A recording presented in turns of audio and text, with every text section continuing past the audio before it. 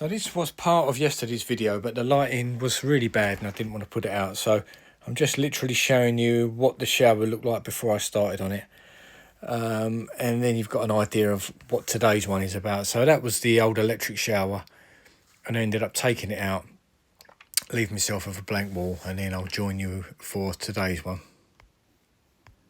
Hello everybody, you joined me in the middle of a bit of plumbing. Now, let me take myself back, not to scare you. So yesterday I ripped out a Myra Azora electric shower that was in my bathroom, and I'll show you where that was. Hold on. So the shower was on there. I've just put the bracket for the new one there, so that's why that's doing it. Shower was there.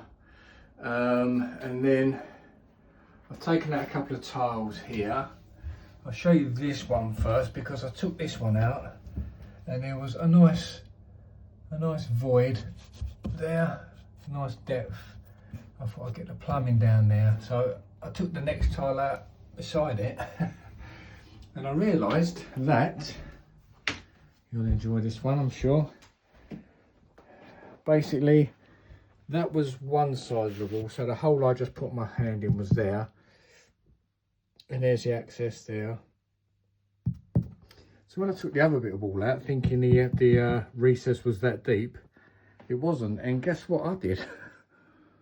I popped out into the passage, as you do. So obviously that wall cavity is ridiculously thin. That wall cavity is okay. So anyway, we can go over that. I'm a plasterer, that's what we do. But it's just a case of trying to get the pipe work in and having a big enough return for the elbow to go on and it not protrude further than that, if you know what I'm saying. So anyway, I think I put this in yesterday's video, but I didn't put the video out because the lighting and the sound was so shocking. I just deleted it. I was using the GoPro, but I'm on the phone today. So with the setup, I'll show you in there. So there's the bath, and it goes into this recess, which is out here. But the only way to get to the bath taps is to cut a hole in the passageway and a hole into this bedroom. See, there's the door frame, and the bath just basically goes across that in the bathroom.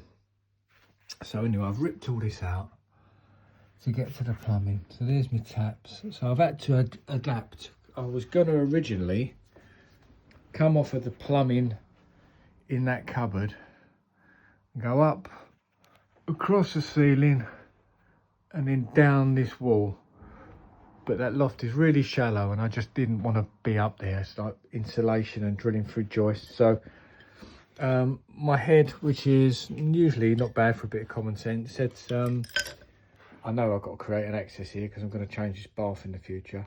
So I thought, well, what I'll do, I'll just come off the bath feeds. So that's what I've done. And so it was already a bit of a mess in here, but I've just added some bits. So all I've done, I've put a 22, 15 compression tee in there, which is the hot. And then I've come off of that and I've stuck a little bit of flexi with a bit of copper on it. And then a full bar isolation valve, so the water's back on now, so I can in theory just come off of that and go up the wall for one shower feed. And then I've got the same situation here. I think I've got a little drip going on somewhere, but we can sort that out.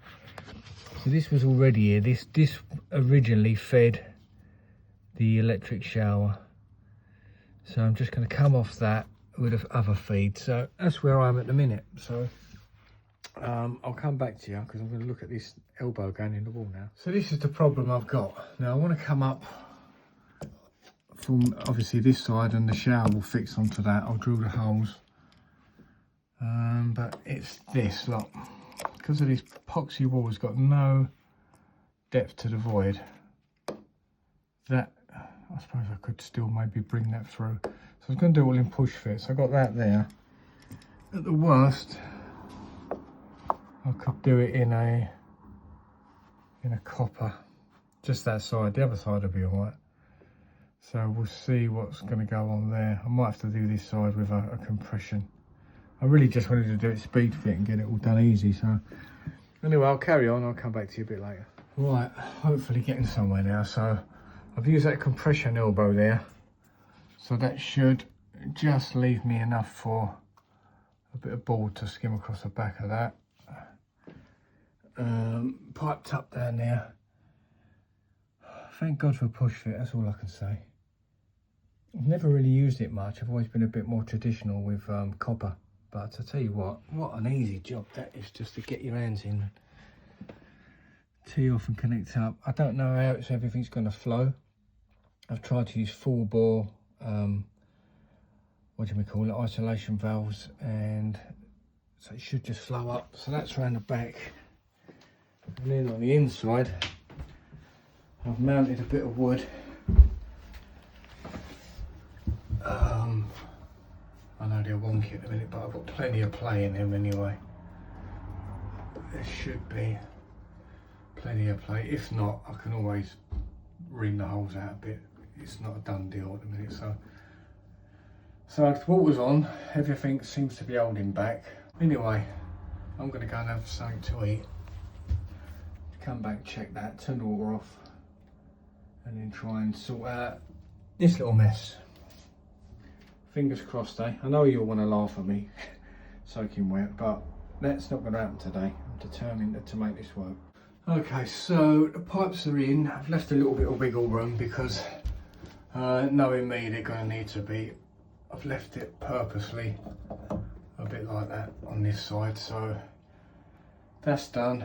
That's a bit of plasterboard.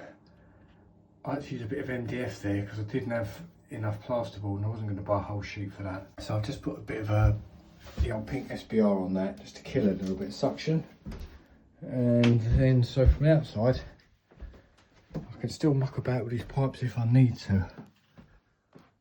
So that's obviously, that is the hot, and then the cold goes up there. Plumbing stuff everywhere. But yeah, I'm getting there. I do enjoy this sort of work, really. As stressful as it is, when it goes well, there's a lot more satisfaction at the end of the day when you sort of turn the shower on and the water comes out and it's all good.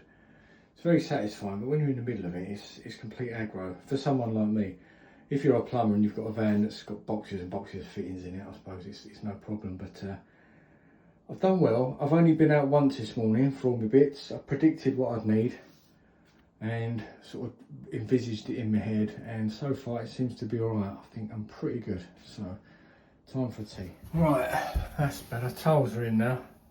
Not exactly the same colour, but I had some left over from, I was matching something else in there. So they're on, they can dry now.